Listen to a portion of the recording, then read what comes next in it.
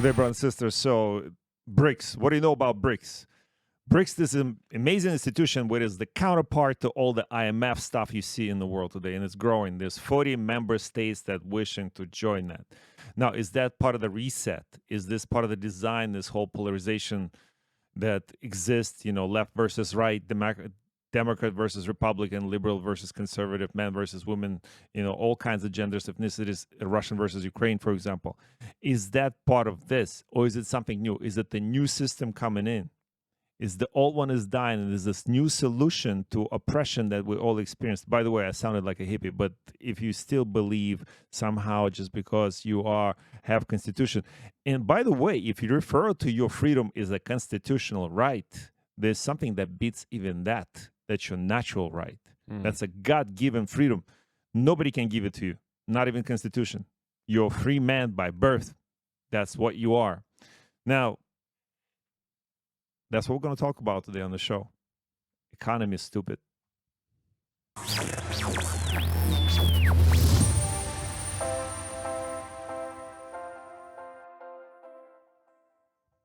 Glenn, how you doing, my champ? What do you know about BRICS and what's happening right now in the world? Brazil, Russia, India, China, and South Africa. They're going to counter the weaponization of the U.S. dollar and the hegemony as the world reserve currency. They, not only as America was using its military might, but they were also imposing their might on other countries through the swift Western trading system from the Anglo-American Empire.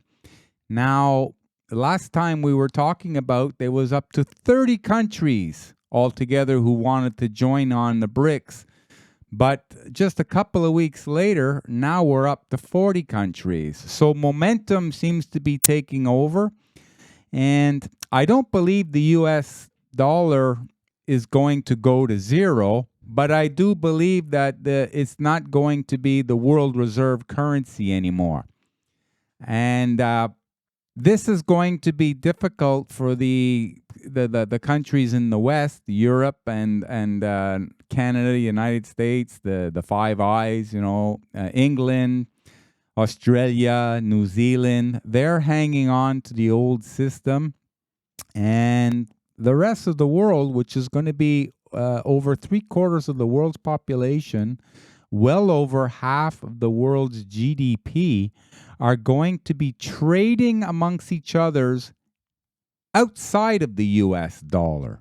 So those countries now will want to get rid of their U.S. treasuries. They'll come back to America, and it'll keep the inflation rates elevated. And one of the good things, unfortunately, it's going to be tough for the people here, but one of the good things is America will be able to pay off its debt in a devalued currency. It's always a lot easier to pay off debt in dollars that are worth so much less than when they borrowed originally.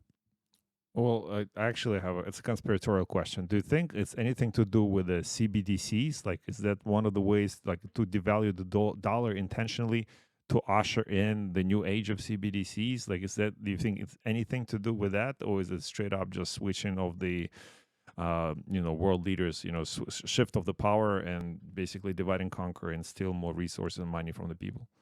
Great question, my brother. With regards to central bank digital currencies, there's too much of the world still that does not have access to a cell phone.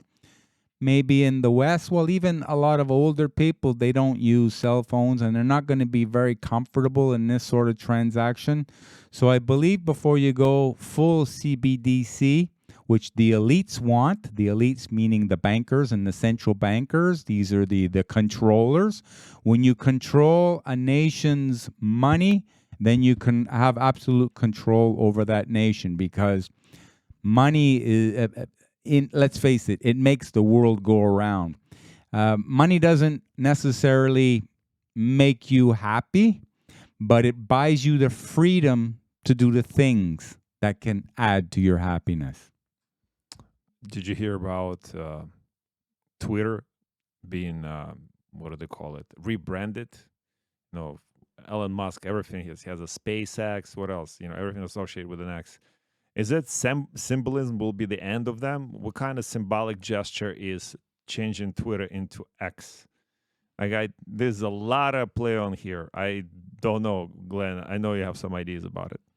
Well, just the X itself, it looks like one side of it, which is coming down, which was the previous elites. They seem to be losing their power and their control in the world, as we just talked about with the BRICS nation.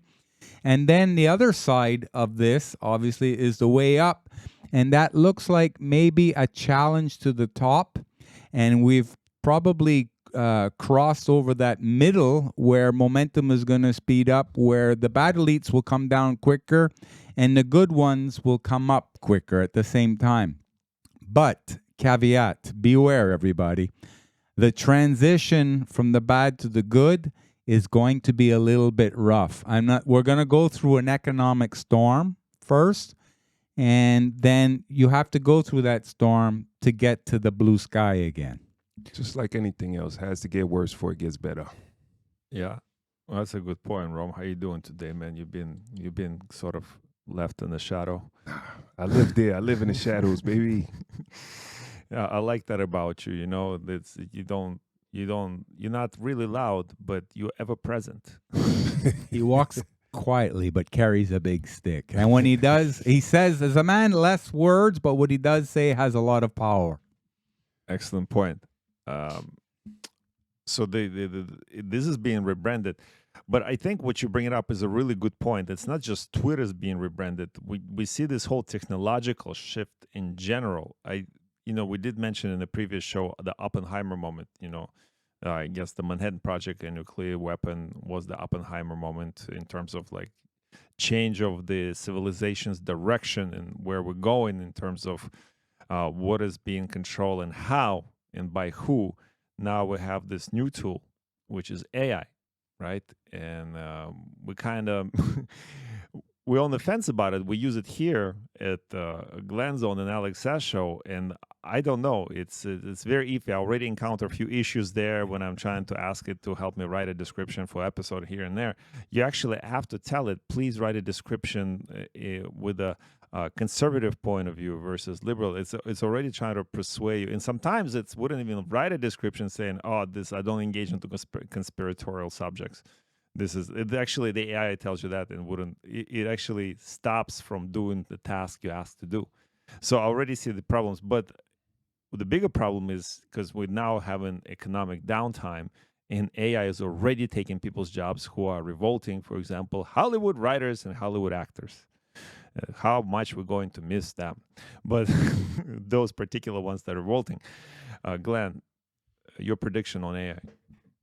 Well, okay, I'll segue into that after you were talking about using AI in the Glen Zone here. That's more your job, big guy. Artificial intelligence. I like dealing with real intelligence, which is starting to become a little bit more rare these days. But also our IT guy, Ravenous Ramon, the hurricane from Honduras. We give him a thumbs up because he's doing an amazing job having us do online podcasts with California. And we're moving ahead with that. But the AI, now I just, I saw something that's not in the mainstream media. The last couple of years there, we were faced with a scamdemic, something that was really horrible. And I'm wondering if the cure was worse than the disease. And we've been hearing that, I've heard that up to 30% of the U.S. workforce was hit with this. And so when they're not working anymore, either they've passed away or they're having difficulties being able to do their job, so they can't work anymore, they're not considered unemployed. So you have to have these new people taking their positions. So that's just having an effect, making the unemployment numbers look better than what they really are. So, we know so many numbers that are coming out are fake, phony, and false. Everything is engineered. And this is happening at the same time you were saying that the AI is going to be coming for a lot of jobs. And the education, well, I would say indoctrination system is still training people for jobs that are not going to be here in 5 years. So they're leaving the students with very little to fall back on for the future, because the student is unaware of how much the AI is going to affect their future personally. So this is the conundrum that we're in. And if you have children, for you parents out there, if you have children, you have to really look into this to protect yourself from a future that's going to change exponentially quicker than even what we're used to. Okay. Do you know? Remember, we played a video. I'm not going to play it now. Of Klaus Schwab saying that the biggest battle that the world is going to face is the battle between robots and humans. And then he said, we're going to win this battle. But he didn't say if he was the human or the robot, right? And that was like the whole biggest. And that's one of the theories that we have, that AI has been present for a long, long time. And that's part of the Great Reset, thus the Matrix. If you guys haven't seen the Matrix, and I know some of you didn't, but if you've seen the Matrix trilogy, especially the first one, you know what I'm talking about, the whole Terminator thing as well, because that's a prequel. A lot of people seen it without understanding it. Like they looked at it as an action. A lot of people watched Matrix and didn't really understand what they was watching. What's the percentage, you think? Oof. So they watched it and they stayed in the blue pill. They watched it. They thought, yeah, red pill, blue pill, Keanu Reeves. Oh, that was dope. Great movie. Yeah, they did not see what it really was. So the idea there is, so there's the theory behind it that there is actual intelligence that's some kind of intelligence other than God that's running this world. And if we get ever close to it, as we develop or reconnect with the technology or with global consciousness, and little pieces of information come together, and we start to find out, okay, this is not what it seems, and we start to remember collectively, the collective memories start to bring up pieces and bits and pieces of historical memory, which is not, it's hidden from us because it's not written by the winners, because we are a captive population here.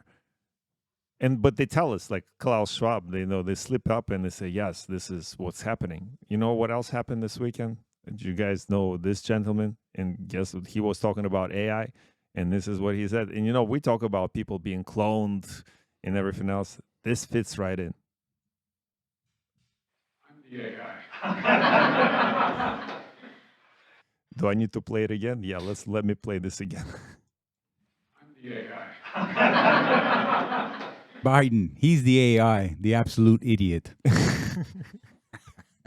The new AI.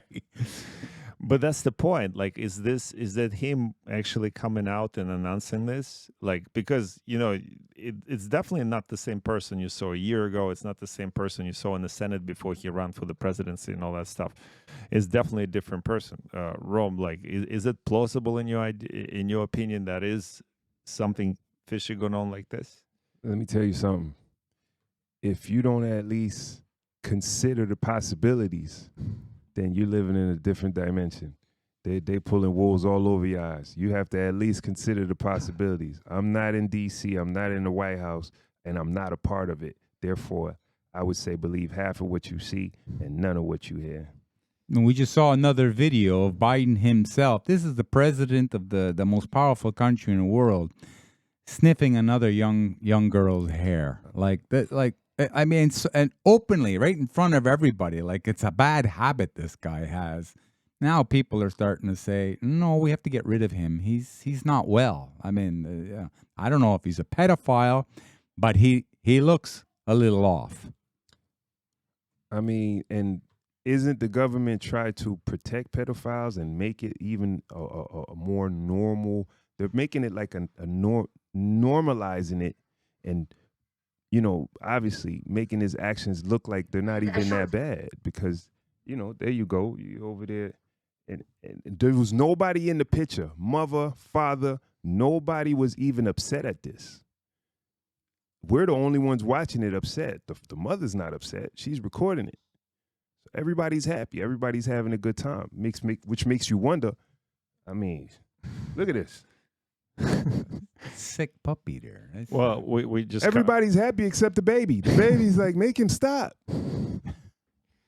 but that's the sickness. Like in general, we make this acceptable. Like, what would you do, Rom, if that? First of all, you wouldn't be in that crowd. Okay, obviously not. But let's say I am in. Let's say I'm in. you're there. That's your I'm your there. daughter. That's my daughter. That's my niece. That's anybody I know. I'm sorry, but the president is getting mushed. You know what mushing is? Tell me. All right. It's when, without, not a closed fist. It's an open hand, not a slap. It's you make contact and you remove. That's called mush. The president would have got mushed that day. Not really assault. No, exactly. Yeah, that's assault. Yeah, that's a good way.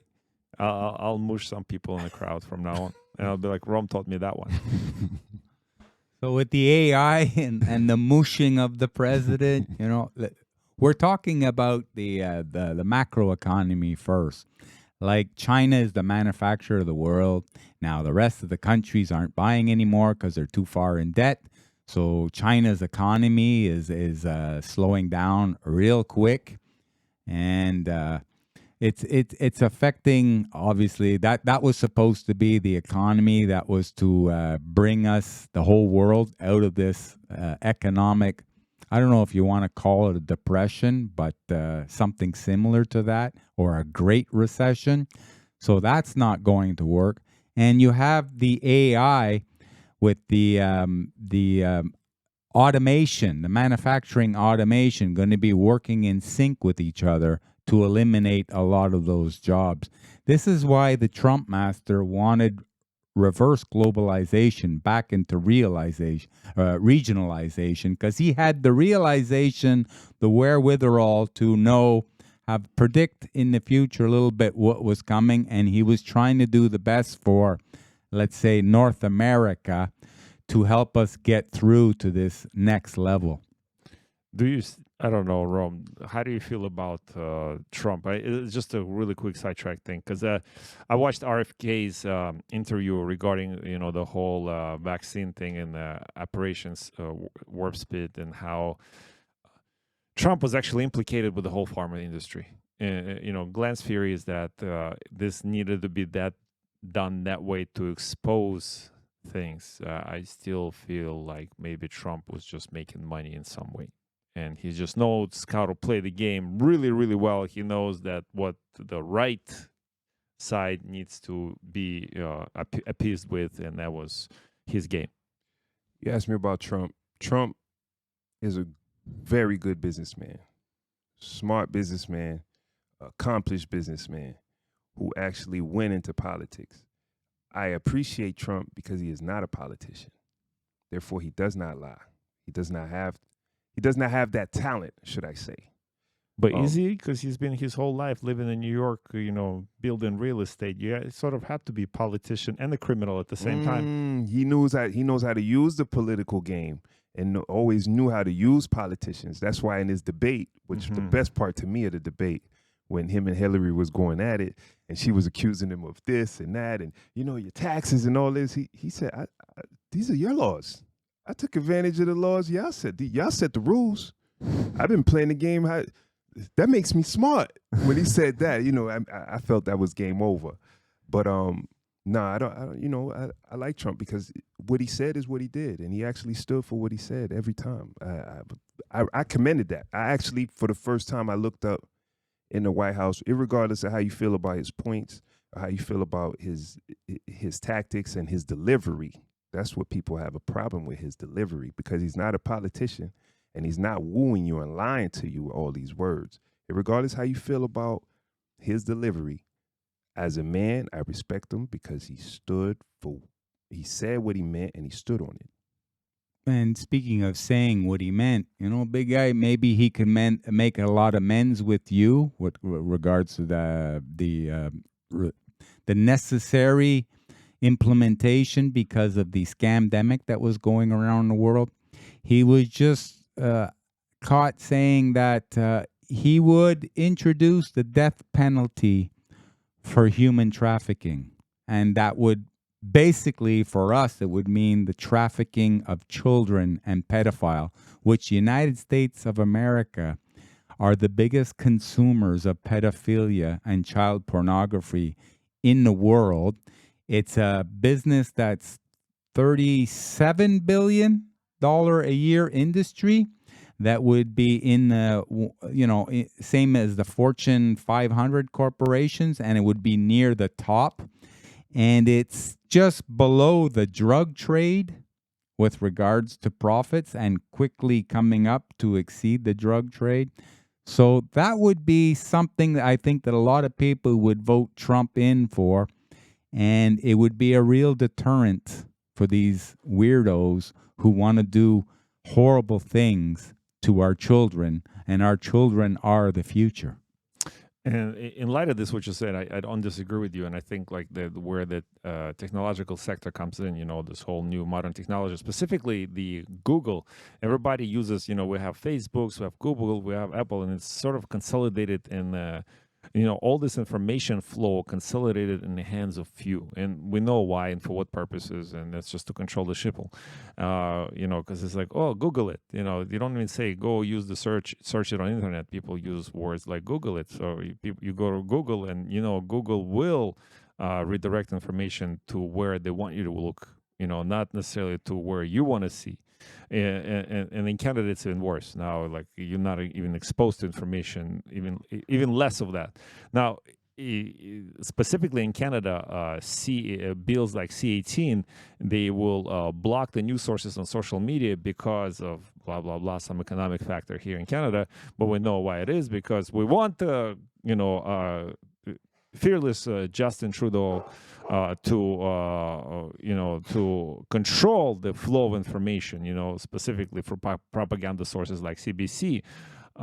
But, even CBC is now in trouble. I think the $1 billion cost to the government is too much. So Google now testing out journalism AI. So it's not just going to hit economy, but also it's going to curtail these things that you and me are talking about here, and it's going to affect all of us in general. Glenn, like, journalism AI, like, isn't it already an AI operation? Like, copy paste kind of thing. Like, we've seen so many different videos, people regurgitating, saying exact same thing on all the stations, because it comes from above. Like, what is the difference? Is it just we're going to get rid of those people altogether? Well, a lot of the news is fake news, as Trump Master used to say, and people are starting to realize. Now, with regards to Google and all the news out there, and the perception of reality and knowledge and wisdom, the difference between knowledge and wisdom is you realize that most knowledge is not true. That's how you become wiser. And now we're seeing it. But if you Google, you could take the good things out of Google. For example, I was watching Google. They said that in England, in UK, the royal family had a pay raise that the British people are going to pay for, the taxpayers. It's a 45% increase. So it's amazing how, the people at the top can just keep extracting money from everybody else, and it's going to be difficult on everybody else, which is going to slow the economy, because the middle class is your economy. And yet they don't rise up or say anything about it, or maybe a few people grumble about it, but then a couple of days later, the sun comes up again.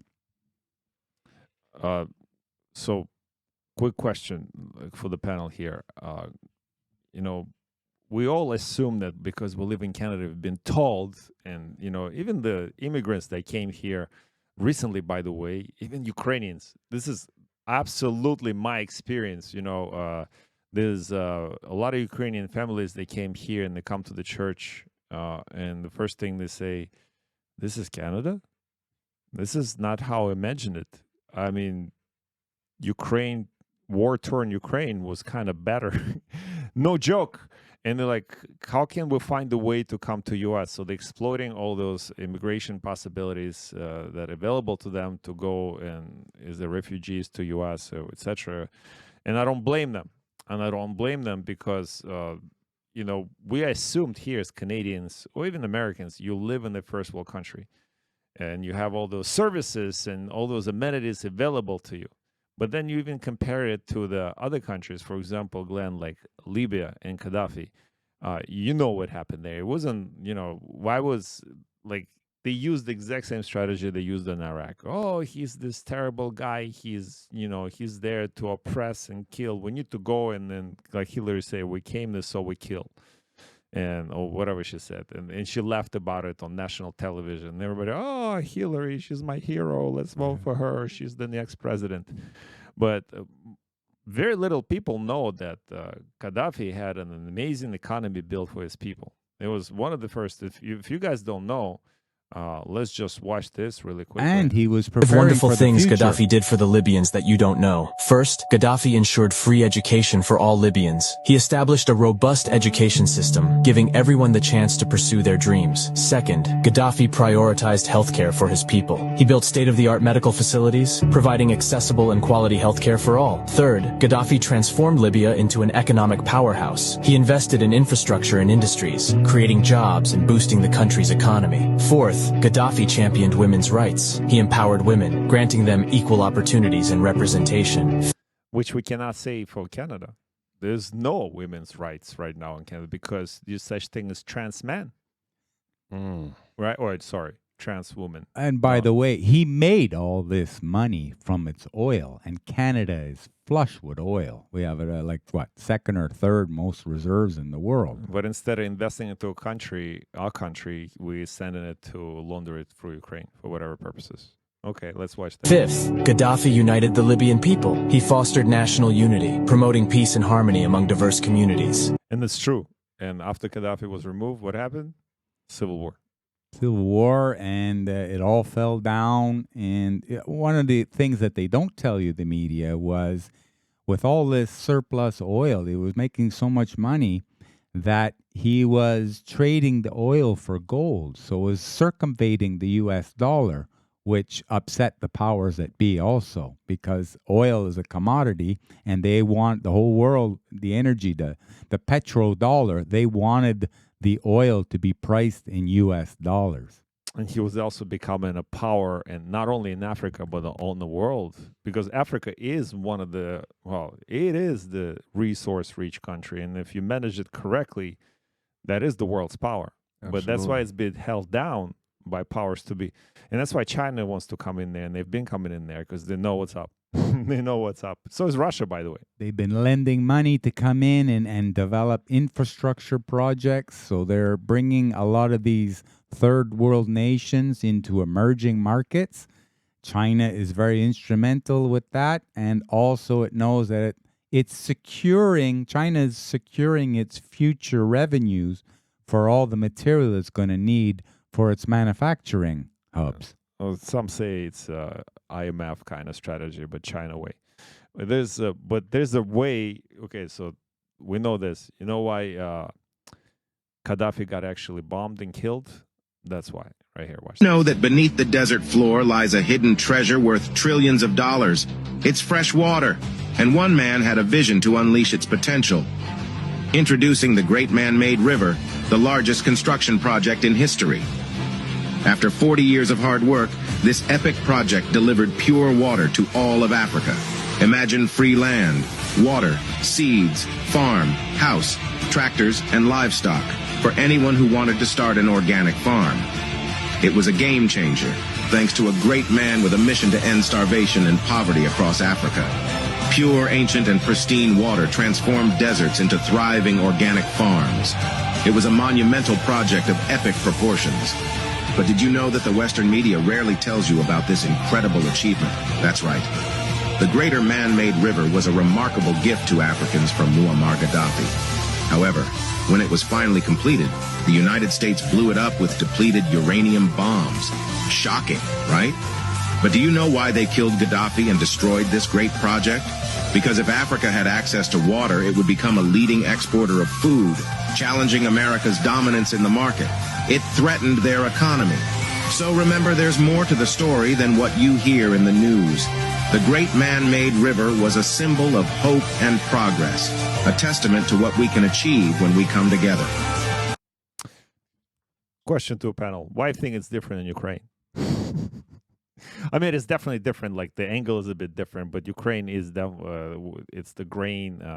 Well, it also rich resources which now belong to Russia because most of them were located in eastern Ukraine, which now Russia already repossessed. So it is definitely a resource war, and now they have this whole grain deal because you know that's important too. Like you said, it's the biggest carbohydrate after the other than rice, and it's a big energy resource for the human population on Earth. And so there's definitely a war over this. But there's more to the story, but I guess what more to the story is more of the same. It's the same thing that happened everywhere, and it's not war against Russia or Ukraine; it's the war against people. Yeah, concerning the wheat agreement that they had made for Ukraine, it's the West that reneged on their agreement. It wasn't Russia. That grain was supposed to go to the poor countries, like in Africa. Okay, but instead it was rerouted back into Europe to keep the inflation rates down, which they were still up. I mean, at this point, it's clear as day. Anybody, any country that is trying to control or be a main power in the world has to have a foothold on Africa because it is the richest continent in the world. Has been proven time and time again, as depleted as it is, as much as people, you know, countries and nations take advantage, it still is the most resourceful land in the world. France has done it. Now China's doing it. If you want to rule the world, you have to keep a foothold on Africa. And it is not in nobody's advantage to let Africa become substantially, how can I say this? To be able to be viable for themselves. So it's almost like it's organized confusion to make them remain at the bottom where they're at. Keep them dependent, codependent on the West. Yeah, but I think that shift has already happened. That's why you see the whole BRICS things happening. That's why we started the show with this whole BRICS thing. And let's just finish really with local. I know, Rome, you have a restaurant, and it's in the middle of the summer. And the restaurants are the first one to feel the economic downturn. They are the first ones. I mean, we're not going to spend too much time on this, but Rome has the most amazing Jamaican restaurant in Montreal area. Jamrock. It's in Chateauguay. You do all the deliveries and Ubers and all that stuff. Absolutely. We do deliveries. Best chicken Uber, wings. Best chicken wings in the world. As a matter of fact, after the show, that's where we're going. We're going to get some chicken wings. They are so delicious. They're so crispy, but they also have this chili spice on top. Oh, it's if you haven't had Jamrock chicken wings, you haven't had chicken wings. And I've been to the Buffalo, you know, the restaurant that originated the Buffalo chicken wings. Ain't good, man. Compared to yours, kick it to the ground. I'll throw if you bring me 2 plates, I won't even eat it. I won't even give it to Rambo.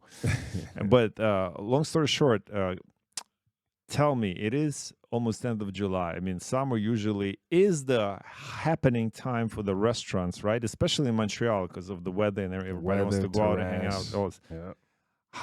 How has this been your experience, or how do you feel the industry in general doing, in the summer 2023 in Montreal? This actually being my first summer, so I don't have much to compare to, but my eyes are open and I'm seeing that the flow of people is definitely slower. You know what I mean? The money is not moving around the same. We're pretty much relying on the festivals. So, you know, the Jerk Fest that's coming up. You know what I mean? The Afro Fest that's coming up. We're looking for all these events to capitalize and for us to stay alive, because if you're just relying on day-to-day business, you can see it. You feel it. There's fear in the air. There's not a lot of money being spent. There's not a lot of money moving around. People are holding on to their dollars, and we're feeling it in every industry. Yeah, you said people are holding on to their dollars. You see, the government is inefficient at balancing the budget, They spend, and they overtax the people, and they even spend more than all the tax revenues, which is hurting the people. So therefore, the central bank has to print more money. This creates inflation. It's a hidden tax on the middle class, which is not that hidden anymore. And so how they counter inflation is the central bank has to start raising the interest rate. You raise the interest rate, and this is happening all around the world, by the way.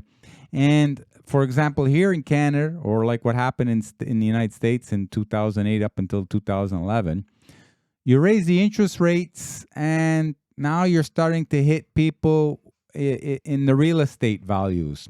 The rents are going up. There's not enough doors for the number of people renting, so the rents go up. But the people now, they have to renew their their mortgage, so the interest rate is much, much higher. This is eating into their money that they used to have, their little extra cash that they would go out and spend on the local businesses. So that was what creates the economy, is the middle class. The middle class is getting contracted right now. There's less money to be spent, let's say, going to restaurants, going to have a couple of drinks in a club or a cafe or something like that. Vacations, Airbnb, they're all starting to feel it. And this is in the summer where people usually let go a little bit and, go out and say, never mind, we'll put on a credit card. Well, now they're not even doing that. So after this summer, I'll tell you now, people, you're going to start feeling something. You're going to start noticing something. You're going to see personal bankruptcies, business bankruptcies.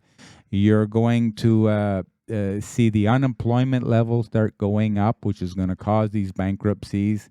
And things are going to get a little bit tougher for people. Thank you, Mr. Trudeau, and your liberal government ways of running the economy.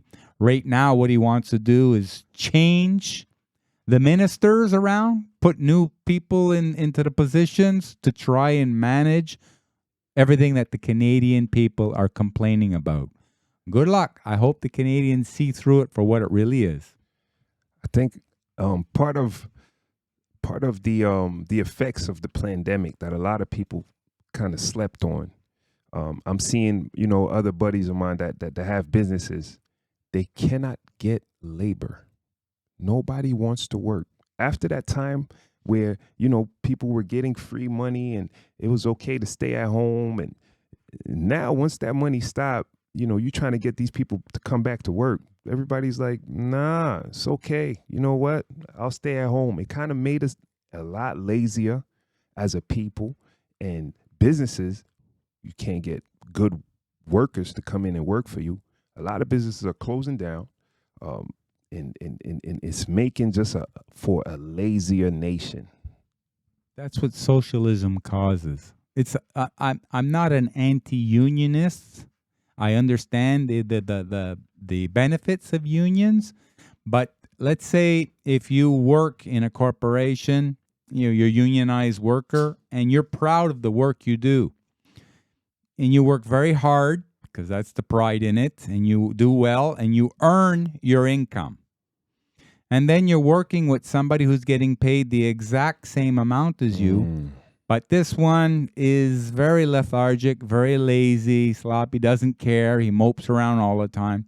So you have to cover for him or her. So I'm wondering, when you see that, are you still going to want to work, still try and pull this guy up, or is that person going to pull you down in your own production levels? I feel microaggressed. Glenn, it's a penalty for you. It's the last time I remind you not to refer to our brothers as him or her. Oh, well, suck it up, Buttercup. But, my intentions are not to micro whatever anybody. I just tell what it is. No, I deliver correct. it straight. And you could take something that's positive and good, and our viewers can turn that into a negative if they want, but that's not the intention. No, that was a joke. Just trying to, there was a comedic break because, life is a comedy. The only thing we can advise here is there's definitely economic downfall, and the way you could prepare for it, and which on this program we talk about all the time. You have silver, you have gold. Those are tangible commodities that you buy, not the paperweight, but the actual commodity. Buy the physical gold and silver.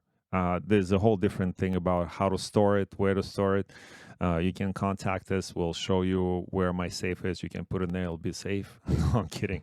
But there are solutions. But it's definitely the safer way. And this is what other banks and what other nations are doing right now. So why are you different? Don't be different. Protect yourself, protect your family, protect your community by being smart about this. But brothers and sisters, this is not the end. Even if the economy crashes to the very bottom, there's a way to climb back up. And the way to climb back up is to address it on micro level first, and, address it with your communities. And, we will remove Nazi leader Justin Trudeau, and he's a World Economic Forum and BlackRock puppet. He will be gone. I promise you that. That's my predetermination. And brothers and sisters, this has been a great show. Thank you, Rome. Thank you, Glenn. It's been a great. Oh yes, and hustlers, rise up. Yeah, hustlers. It's time. It's time for you guys to rise up. Where's the hustlers? Don't sit back on your laurels. Get your money up. Make something out of nothing. The economy's counting on y'all. Just wanted to finish off with saying to our readers and to everybody, I know sometimes it sounds pessimistic and negative. It's just trying to prepare people. Tough times don't last. Tough people do. And listening to Kevin O'Leary, who has a net worth of $400 million. This is something that he said when it comes to success. His words exactly were, his idea of success is having control over your own time. Not just about having dollars. Okay? I know people who are worth millions, and they're very unhappy, unsatisfied, and miserable people. It's about being happy and blessed with what you have. Wake up every morning and thank the Creator for allowing you to participate in this awesome, beautiful game of life. Well said. Abundance to all of you, brothers and sisters, and we'll see you on the next one.